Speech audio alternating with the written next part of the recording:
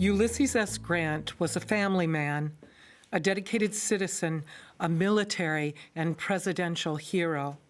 He loved horses and smoked cigars, but most importantly, he was, from the very beginning, a common man, an essential American. His story of adversity and success remains one of the most inspirational biographies our nation's history has to offer, and deserves to be told with the passion and authentic demeanor of Sam Grant as General Ulysses S. Grant.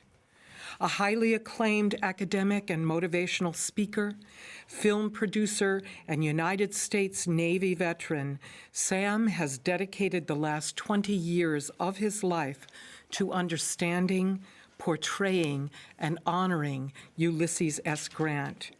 His inspiring and informative visits are entirely first person, and all audiences that have engaged him in the past have left with the overwhelming feeling that they have experienced the true General Grant up close and personal, as history should be.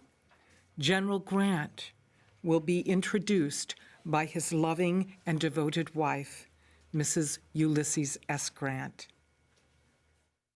In the words of our contemporaries, and I shall quote from them this evening, the general was once described as, and I quote, "brave as any man should be. He is not a brilliant man, but he is a good and brave soldier, sober, tried for years, industrious, and as kind as a child," which is another reason why it deeply concerns me that anyone would remember General Grant as a drunk with a penchant for whiskey.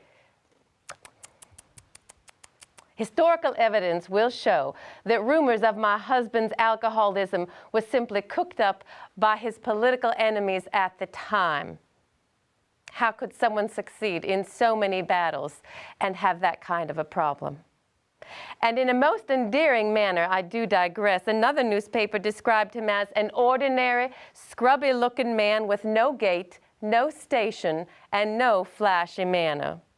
In fact, once a British correspondent once said of Ulysses, and I quote, "I never met a man with so much simplicity, shyness, and decision. He is a soldier to the core, a genuine commoner, a commander of a democratic army, of a democratic people. No more afraid to command 1,000,000 men than a small company." I have been asked on a number of occasions why the war lasted so long, was so hard and so bloody. For myself, I believe it is simply that this war was fought here in America.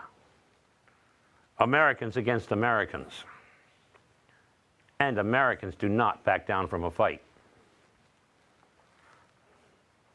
In this war, the soldiers and sailors who fought it were fighting for the same ideas, the same causes for which their fathers and grandfathers before them had fought.